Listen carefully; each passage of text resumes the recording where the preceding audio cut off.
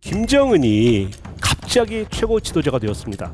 김정은의 후계자 수업은 공식적으로는 1년, 아무리 길게 봐도 한 2, 3년 정도밖에 안 됐습니다.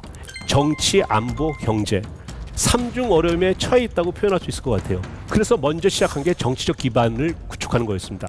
고모부가 장성택이라고 후견인이었는데 장성택도 막 죽이고요. 일종의 공포정치로 자기 정치적 기반을 닦습니다. 김정은이 내건 것은 경제 핵 병진 노선이라는 걸 내걸었습니다. 주민 지지 획득을 위해서 경제를 발전시키고 안보를 위해서 핵을 개발하겠다. 그런데 문제는 핵 개발이 지속되고 있었다는 겁니다. 그럼 북한이 할 수 있는 방법은 두 가지가 있겠죠. 하나는 우리가 핵을 더 진짜 포기하자. 아니면 우리는 그렇게 못하겠으니까 그냥 배째라. 우리 갈 길 가겠다. 하고 세게 나올 거냐. 북한은 앞에 걸 택했을까요? 뒤에 걸 택했을까요? 뒤에 걸 택했습니다. 우리가 알다시피 북한 말로 정면 돌파전을 하겠다라고 했고 경제적으로는 자력갱생하겠다라고 선언을 합니다. 스스로 잘 살아보겠다. 버텨보겠다 이거죠. 여건이 좋아질 때까지. 근데 그게 될까요? 그게 혼자 힘으로 하겠다는 거예요. 자립경제. 그게 가능하다면 벌써 됐겠죠. 이렇게 제재가 심한 와중에 자력갱생이 되겠습니까? 여태까지 한 게 갑자기 될 리가 없는 거죠. 근데 북한은 지금 그렇게 하겠다고 지금 버티고 있는 겁니다. 당연히 어려워질 수밖에 없죠. 그래서 2017년 이래 북한 경제는 지금 마이너스 성장 계속하고 있습니다. 평균 마이너스 2% 성장이에요. 여러분 우리가 예를 들어서 말씀드리면 우리가 맨날 굶잖아요. 그러면은 어느 정도 좀 익숙해져요. 굶는 거에. 그런데 그렇게 한참 굶고 있는데 먹을 거가 생깁니다. 먹을 걸 줍니다. 그래서 몇 달 동안 잘 먹어요. 그랬다가 다시 먹을 걸 안 줘. 그럼 옛날보다는 먹는 수준이 조금만 올라갔어도 더 힘들어요. 그거 이해할 수 있겠죠. 북한 주민들이 느끼는 게 그런 식인 거예요. 김정은 처음에 들어와서 병진 노선하겠다면서 핵 개발도 하지만 경제에 대해서 굉장히 신경을 쓰고 경제가 발전했습니다. 5년 동안 잘 나갔었고 북한 경제 역사상 가장 좋았습니다. 근데 지난 8년 동안 계속 내리막길 오고 있는 거거든요. 북한 주민들의 70, 80% 정도는 시장에서 먹고 삽니다 이미. 근데 시장도 이제는 잘 안 열려요. 경제 제재가 된 거에다 플러스 코로나가 또 있었습니다. 북한은 내부적인 그런 의료 시스템이 잘 안 됐으니까 아예 국경을 막아버렸어요. 코로나가 들어올까 봐. 그러다 보니까 무역은 더 타격을 받았습니다. 주민들이 점점 불만을 얘기합니다. 이제 먹고 사는 문제가 생긴 거예요. 그러니까 이제는 북한 정책과 북한 체제, 북한 지도자를 부정적으로 이야기하기 시작합니다. 북한 사회가 흔들리기 시작하고 있습니다. 작년에 우리 국내에 입국한 북한 이탈 주민 조사를 해보면 그중에 반 이상이 소위 말하는 MZ세대입니다. 외교관이나 유학생 같은 소위 엘리트 계층도 늘어나고 있습니다. 북한의 미래를 책임질 젊은 세대, 북한의 미래를 책임질 엘리트 계층조차 이제는 흔들리고 있다는 겁니다. 남한 정보는 자꾸 들어가요. USB 같은 걸로. 그래서 뭐 K-팝, 무슨 뭐 K-드라마. 그리고 2년 전에는 평양 문화 보호법이라고 해서 남한 말투 쓰면 잡아갑니다. 그 정도로 한국 문화가 북한에 퍼지고 있다는 겁니다. 북한 주민들의 대남 동경심이 점점 커지고 있는 거예요. 그만큼 체제가 이제는 어려워지고 경제도 어려워지고 다 어려워지는 상황이 좀 들어간 겁니다. 최근에 북한이 작년 연말부터 우리는 동족이 아니고 이제 두 개의 적대 국가다라고 선언했죠. 남한에서 받는 거는 없고 오히려 부정적인 영향만 자꾸 들어오니까 차라리 다른 나라로 사는 게 낫겠다라고 하는 판단도 작용했을 겁니다. 그만큼 지금 경제가 어려워지고 있는 거예요. 자, 그러면 어떻게 할 수 있을까? 자체 힘으로 가능할까요? 자력갱생, 정면 돌파전, 자립경제, 지금 북한이 이야기하고 있는 것들이 성공할 수 있다면 진작했겠죠. 성공할 수 있다면 왜 2018년에 갑자기 우리는 경제로 간다라고 하면서 갑자기 트럼프하고 회담을 하고 트럼프한테 막 사정하다시피 매달리고 왜 그런 모습을 보였겠어요? 그러니까 자기 힘으로 안 된다는 걸 스스로도 알 겁니다. 근데 저렇게 지금 버티고 있는 거예요. 저게 언제까지 저렇게 버티고 있을지 모르겠는데 한편으로 참 걱정이 됩니다. 결국 북한이 잘 살려면, 경제가 좀 나아지려면 관계 개선을 해야 되고 외부에서 자본이 들어와야 되고 그러려면 결국은 핵, 미사일 개발을 중단해야지 저게 가능합니다. 우리가 북한의 개방 계획에 관심을 가지고 북한의 핵 문제에 대해서 우리가 관심을 가지는 것은 그것이 단순히 정치적인 문제, 군사적 문제가 아닙니다.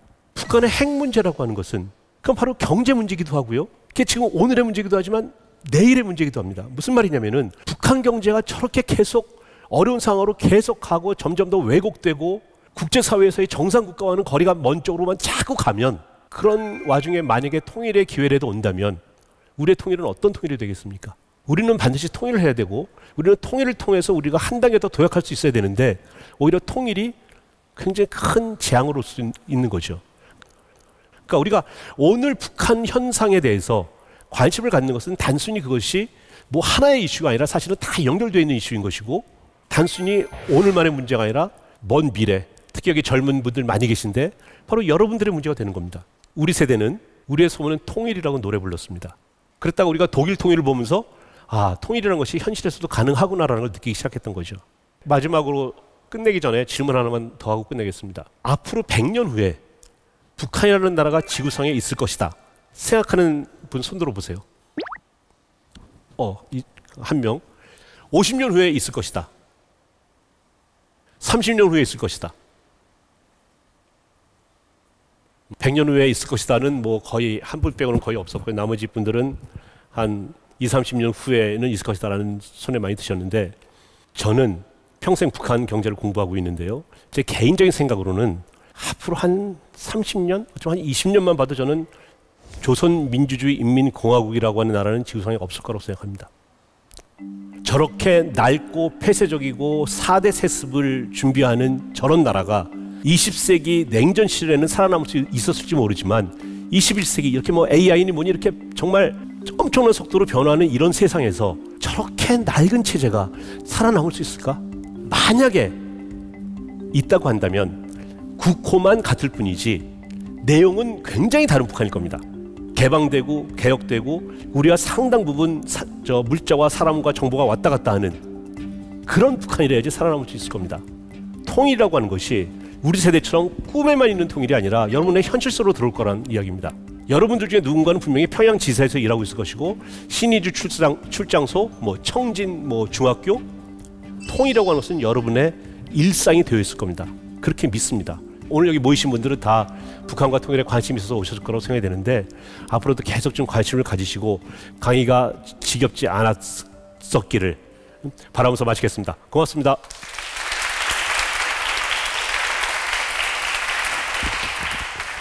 네, 조동호 교수님을 위해서 다시 한번 큰 박수 부탁드리겠습니다.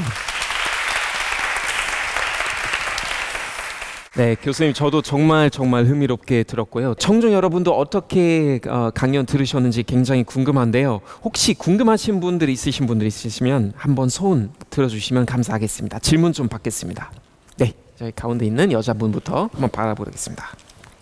네, 안녕하십니까. 교수님, 혹시 저희가 가진 경제 지표들이 어떤 추측에 의한 지표들이라고 말씀을 해주셨는데, 북한의 실생활 속에서의 어떤 경제 지표를 조금 더 가까이 알 수 있는 지표가 하나 있을까요? 일단 결론부터 말씀드리면 없다고 저는 말씀드리고 싶어요. 왜냐하면 북한은 아직도 계획경제입니다. 북한의 시장이라는 것이 많이 커져가지고 시장에서 물건들이 팔리긴 하지만 그것도 북한 당국이 컨트롤하는 경우들이 많습니다.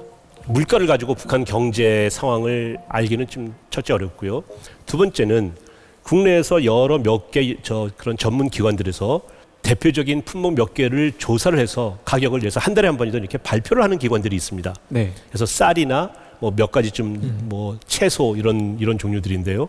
여기에 문제가 두 가지가 있는 것이, 첫째는 이게 얼마나 정확한지 아무도 알 수 없습니다. 우리도 시장에 가서 사느냐, 마트에 가서 사느냐, 편의점 다 다르고요. 서울 다르고 제주 다를 겁니다. 북한의 그 조사, 그 물가도 그게 어디 시장일지도 잘 모르겠는 거고요. 두 번째는 특정 품목의 어떤 가격의 등락이라고 하는 것이 국내 생산량의 문제인지, 해외 수입이 뭐 잘 안 돼서 문제인 건지, 소비자들의 수요 때문인지, 우리나라 경제 내부 같으면 그런 것까지를 조사를 하면서 왜 이 가격이 변화했는지를 해석을 하면서 경제 상황을 우리가 이해할 수가 있는데, 북한 경우는 그런 정보가 제한적이기 때문에 그렇게 알기가 어렵습니다. 고맙습니다. 네, 혹시 또 궁금하신 분이 계시면 네, 손 들어주시면 감사하겠습니다. 네, 여기 있는 남자분 한번 또 질문 받아보겠습니다. 안녕하세요. 저는 국민대 정치외교학과 재학 중인 이호근이라고 합니다. 뉴스를 볼 때마다 북한은 대선이나 중요한 대한민국의 일이 있을 때 무력 도발을 감행하는 경우가 많습니다. 근데 북한의 경제가 이렇게 어려운데 이런 무력 도발을 행하는 근본적인 자원이나 아니면 자본 같은 게 어디서 발행되는지 혹시 알 수 있을까요? 지금 그 대답에 대한 답은 좀 간단해지면 이렇게 드릴 수 있을 것 같아요. 북한은 경제가 세 개로 나눠져 있습니다. 하나가 일반 주민들의 생활과 관련이 되어 있는 인민경제라고 우리가 말을 붙이고요. 하나는 군과 관련되는 군경제, 그리고 하나는 당경제, 이렇게 세 부분으로 나눠져 있습니다. 따라서 일반 주민들한테 써야 되는, 우리 같으면 일반 주민을 위한 경제밖에 없는 거잖아요. 우리는 특정 계층, 특정 그룹을 위한 경제가 별도로 있지 않잖아요. 근데 북한은 게 별도로 돼 있어가지고 인민경제로 가야 될 자원을 군이나 당에서 갖다 쓰는 거죠. 그러니까 인민은 어려워도 당이나 군은 잘 살 수 있는 겁니다. 아마 그런 식으로 그쪽에 그 군부 재원을 그 조달하고 있을 거라고 생각을 합니다. 알겠습니다. 자, 오늘 이화여대 북한학과 조동호 교수님 강의 들었는데요. 다시 한번 큰 박수 부탁드리겠습니다. 잘 들었습니다, 교수님. 고맙습니다. 네, 소통의 광장, 소중한 통일의 광장. 저희는 다음에도 멋진 스토리텔러 한 분을 모시고 이야기를 들어보겠습니다. 여러분, 다음에 또 만나요. 다시 찾아오겠습니다. 고맙습니다.